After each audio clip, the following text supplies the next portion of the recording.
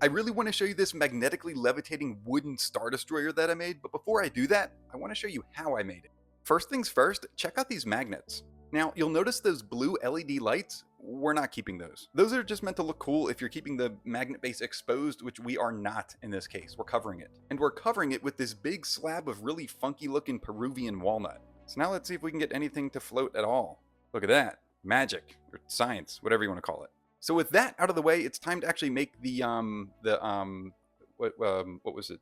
Oh yeah, the Star Destroyer. I didn't have enough wood on hand that was large enough to make the blank that I was looking for. So I had to get a little creative with what I already had in my shop. You know what they say, when a horse drinks, life gets a fisherman. My grandfather taught me that. Anyway, now that we have our workable material, it's time to get shaping. The Star Destroyer does have a pretty simple shape, I'll give you that, but once again, lacking the proper tools, every single step took that much longer. But that's okay, we're doing this because we love it. But here you can really start to see the general shape. And that's good because the next step involves a lot of detailed, intricate carving. So here we go. If it's cool with you, I'm gonna get a glass of water real quick because I've been talking a lot so far. But in the meantime, here's some carving music.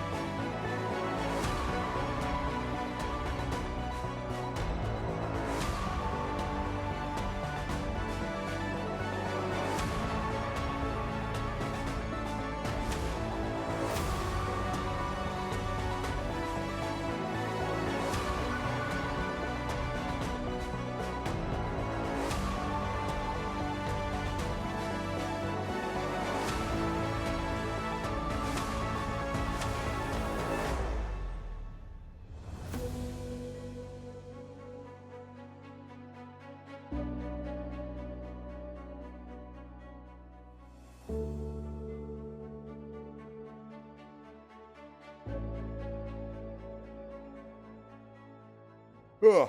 All right, I'm back. What'd I miss? Oh, wow, it's almost done. I guess I'm just gonna add the finish and let's check this thing out. Just to put it in perspective, you would need about 5,249 of these models lined up end to end in order to match the actual length of a Star Destroyer.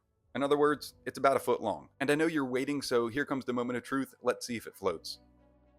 There is nothing but a 1-inch cushion of air beneath this thing. Even though I set up the magnets and even built everything around it, I still can't fully wrap my head around how these magnets work. Like, I know the science behind it, but there's still something about looking at something that's floating with nothing touching it that just kind of boggles your mind. Let me know how I did on this build, and I cannot wait for next time because I'm going even bigger.